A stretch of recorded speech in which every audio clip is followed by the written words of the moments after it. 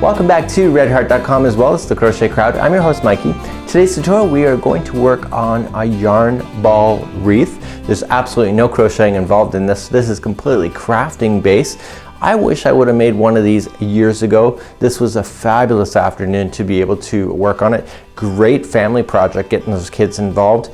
The trick is figuring out what size of wreath you need, finding the materials, and then wrapping up enough styrofoam balls in order to create the illusion that each one of the balls are actually made of yarn.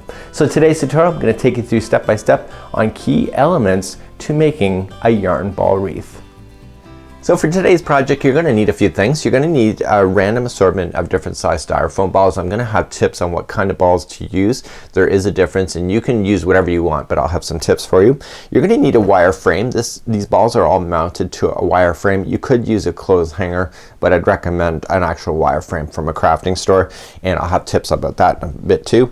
I only used 4 yarn balls for this whole project. I used 2 of the balls that were color transitional yarn, and they were the Midnight and Treasure series. I also used Swanky and then With Love.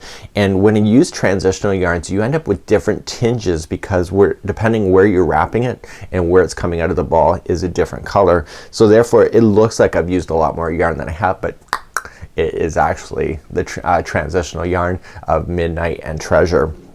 Also going to need a glue gun, and for safety reasons make sure that if you have kids around that you don't burn them with it, or they don't burn themselves, or they don't glue themselves to the wreath. We also need wire. We actually wire the balls right to the wreath itself, and I'll have tips on that in just a moment. You're going to need wire cutters in order to cut the wire. Don't use your good scissors. You're going to need some ribbon or some kind of accessories to add to your wreath as well, so that's completely up to you and your choice. You're going to need some scissors, obviously, to cut your yarn, and also the ribbons and etc. And you're also going to need a hair dryer. You know when you use glue and you always get those fibers that just kind of come off and it's just all over the place? If you blast those with hot air, they actually melt it right into the project so that you actually don't see those. So it's a really good helpful tip.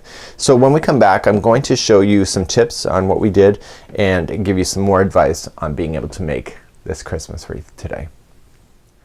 So the first step, you're going to need a wire frame that the balls are attached to. You can get many different sizes at the craft store. You just have to keep in mind that the size is relevant towards your door or towards the mantle or wall that you're putting it on. You should be aware too that the balls will come up over top of the frame on the interior and exterior. So if the frame is too small, you might not end up with a hole right in the middle. So the next thing you're going to realize is that you need styrofoam balls. Now these are not yarn balls, these are styrofoam balls wrapped with yarn, and they're wrapped just enough that you do not see the white in the actual styrofoam. Now you'll notice that the styrofoam balls can be really pricey in the craft store as well as the dollar store. And there's different kinds of styrofoam. If you look up close, you may notice that one ball is more of a rounded surface and the other ball more is granular. The granular balls work much better because the yarn does not slide off them as easy. So if you have a slippery type of yarn, the granular really holds on to them really much better. But there's another tip that I have for you. If this cost is too much, because I picked them up at the dollar store and the craft store, it was like $8.99 a pack at the craft store. It was pretty high up there. But what you can do is that Christmas decorations are relatively cheap. So for example, you can get granular kind of Christmas balls at the dollar store. I think it's 8 in a pack for maybe $2, and you can use these to wrap up the yarn. The actual knobs that actually hang from the tree can actually be turned upside down into the wreath, and this would be your cheaper option to do. So where does the glue gun come into play? We're going to start wrapping these balls, and then what we're going to do is just continually wrap, and at the very end when you think that you've wrapped enough, all you just do is you take the glue gun and you just boom, and you just tack that into place so that you never have a ball that's completely finished at any point that has any ties or knots that are visible. So the glue gun works wonders. You can do the tying of knots if you wish, if that's a personal option to you. You just got to make sure that tie then is on the underside so that you never see it from the outside of the wreath. So once the balls are all wrapped up, what I just did at the end is that I just worried about the wire at the end. So I did a whole slew of balls. I actually did more than I was supposed to, but you know, it's better to have more than less. And you basically cut a piece of wire and just slide it under where it's glued.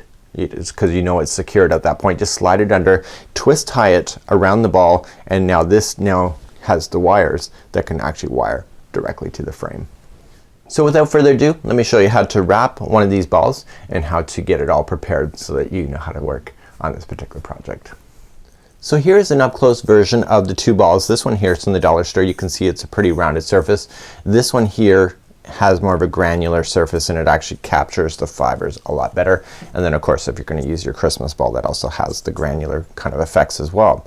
You could also use Christmas balls and just glue the whole surface. Just put on some Elmer glue or that kind of glue and just dip it in some sand, and therefore you'll have granulars as well if you are wanting to do that. So what we want to do is just put the yarn on top of the ball. I'm not doing any ties at this point, just leaving it on top, and I just want to get that first one wrapped around. So then basically it's trapping it in position. I just want to continually wrap, encircle my ball at the same time, and we never want to get any kind of pooling of too much yarn in one section because you can have a tendency to do that. So you just want to continually wrap around, and at this point it's about surface cover. It's not about trying to get it neat and nice at this point. We just want to continue to wrap. So it took me about 2.5 hours to wrap up all of the balls, so it's a good afternoon. Put on the cup of tea.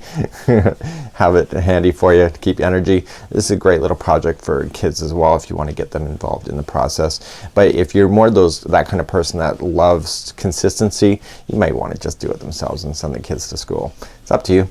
It's your creativity, it's your project. So now I'm getting close to actually just finishing it off.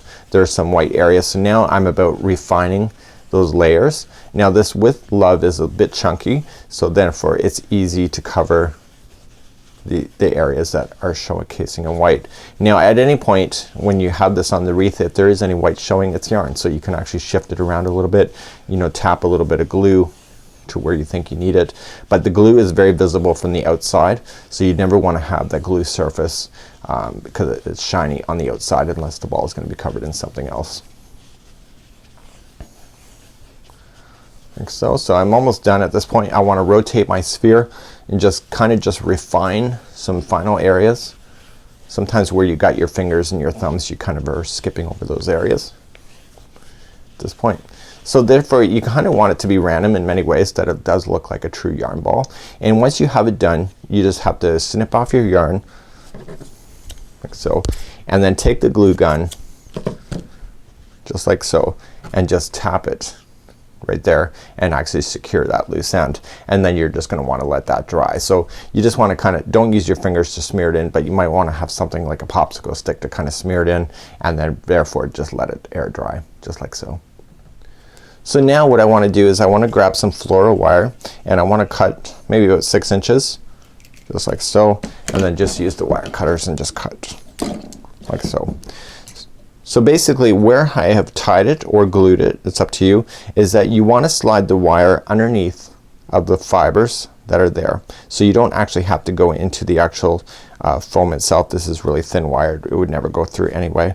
So you just go underneath a whole whack of strands just like so, pull it up like so, and then just twist around.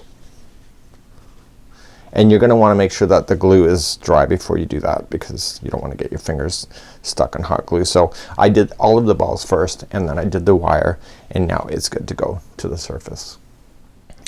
Now when I started off the wreath just like so, in actual fact all of the balls were really loose and just kind of just hanging off the wires.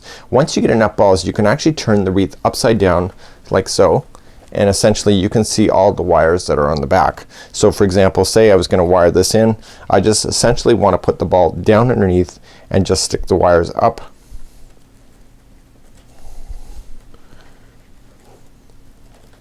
through the frame.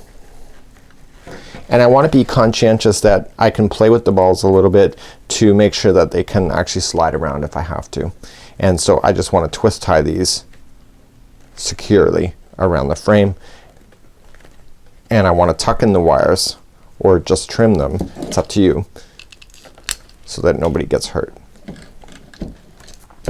So you'll notice at this point that this ball here can actually slide.